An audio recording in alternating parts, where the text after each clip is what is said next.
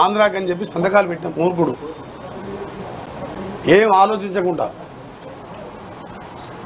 మనకు Brijesh tribunal justice Brijesh tribunal ప్రకారం 30 TMC SLBC టన్నలు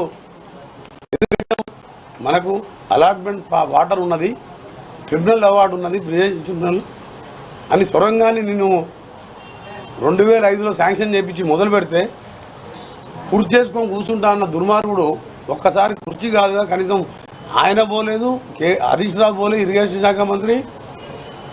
ఇక మన జిల్లా మంత్రికి ప్రాజెక్టు తెలియదు ఏం తెలియదు కాబట్టి మళ్ళీ ఆయన గురించి మాట్లాడుకోవద్దు. మీరు వాళ్ళిద్దరికి చెప్తున్నా, కుర్చీ చేసుకొని కూర్చున్నాడు ఒక్కసారి అయినా పోవాలన్నా?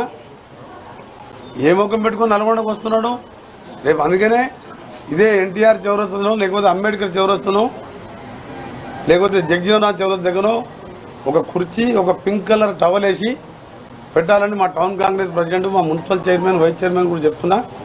ఒక కుర్చీ వేస్తాం, దానిలో టవల్ వేసి పింక్ టవల్ వేసి కేసీఆర్ బొమ్మ పెడతాం, వచ్చి చూసుకొని బొమ్మని చెప్తున్నాం. దుర్మార్గుడు మా నల్గొండ నట్టేట ముంచి ఇవాళ ఫిబ్రవరి మాసం కూడా కాలే మంచినీళ్ళు లెక్క వస్తుంటే మన కలెక్టర్ గారు రివ్యూ చేసి చెప్పినాం, బోర్లు వేసినా భర్తలేదు, మీరు ట్యాంకర్లు ఏర్పాటు చేసుకోండి. నల్గొండ జిల్లాను ఎండబెట్టిందే కేసీఆర్. అందుకనే కదా మన ఎన్నికల్లో ఘోరంగా చెప్పుతో కొట్టినట్టు ఆ రిజల్ట్ ఏంది? 100 కోట్లు ఖర్చు పెట్టిన మా కార్యకర్తలు ప్రజలు వీని మోసాన్ని గుర్తించి ఒక్కసారి యూనివర్సిటీ కాదు కదా, యూనివర్సిటీలు ఏమవుతుందో కూడా తెలియకుండా ఇలాంటి ఎడ్యుకేషన్ మినిస్టర్ ఉండే ఆయన. అందుకనే ప్రజలు ఈరోజు జిల్లాను మోసం చేసి కనీసం మూసీకి సంబంధించిన బునియాదు కానీ ధర్మారెడ్డి కాలువలు పిలాయిపల్లి పూర్తి చేయలే.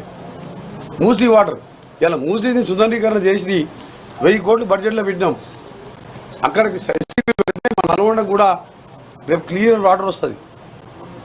మూసీ అనేది అది డ్రింకింగ్ వాటర్ ప్రాజెక్టు నిజాం కాలంలో వికారాబాద్లో పుట్టి నేరేడు జిల్లాలో మళ్ళా కృష్ణాలో కలిసే ఏకైక తెలంగాణ పుట్టి తెలంగాణలో ఎండయ్యే రివర్ అది మూసీ. 6,20,000 కోట్లు అప్పు చేసిన దుర్మార్గులు మూసీని కూడా పట్టించుకోవాలి. ఇవాళ 1000 కోట్లు పెట్టాం బడ్జెట్లో. అందుకనే కృష్ణా రివర్ బోర్డు గురించి కానీ కేసీఆర్ హరీష్ రావుకు మాట్లాడే అర్హత లేదు.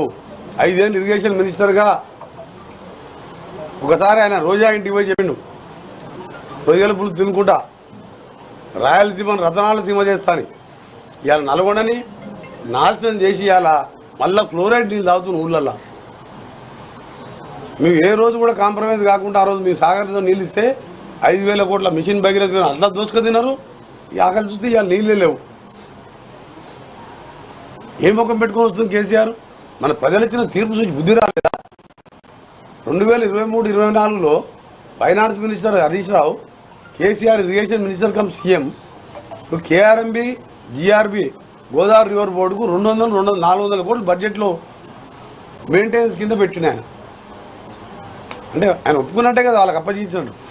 మీకు తెలిసిన నోట్ అంతా కూడా క్లియర్గా ఉన్నది. రేపు చర్చ ఉన్నది, మీరు చర్చ టీవీలలో చూసి నల్గొండ జిల్లా రిపోర్టర్లందరికీ కూడా ఒకటే విజ్ఞప్తి చేస్తున్నా, వాస్తవాలు ప్రజలకు చెప్పండి. రేపు చర్చల్లో నేను కూడా పాల్గొంటాను. ఆ శ్రీశైలం టనల్ పూర్తి అయితే ఆయన వచ్చిన 2 నెలల్లో పూర్తి అవుతుండే. ఇవాళ 1,500 కోట్లు కొత్త రేట్లు పెట్టి ఇలా శాంక్షన్ చేయించిన 2-3 నెలల్లో పనులు మొదలుపెట్టి 2.5 సంవత్సరాల్లో టనల్ పూర్తి చేస్తే 820 లెవెల్లో నీళ్ళు వస్తాయి మాకు. ఆ నీళ్ళు వస్తాయి ఏఎంఆర్పి కింది వరకు నీళ్ళు పోతే లైనింగ్ చేసుకుంటే రావణవేలంలో ప్రాజెక్ట్ లిఫ్ట్ చేసుకుంటే అదొక 1,00,000 ఎకరాలు నీళ్ళు వస్తాయి. 10 ఏళ్ళు అధికారంలో ఉండి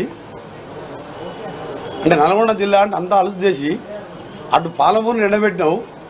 23,000 కోట్లు ఖర్చు పెట్టి ఒక్క ఎకరాన్ని నీళ్ళు రాదు. ఇంకా 10 ఏళ్ళైనా నీళ్ళు రావు పాలమూరుకి వెళ్ళి మాకు డిండికి సోర్స్ పెట్టిండు. అందులో 15,000 కోట్ల రూపాయలు డిండి ప్రాజెక్టు రిజర్వాయర్ కాలువలు దొరికించి అట్లా మోసం చేసిండు. అదే సొరంగం అయిపోతే దానికి నకల్ గండి లిఫ్ట్ పెడితే ఈ డిండి ప్రాజెక్ట్ నిండేది.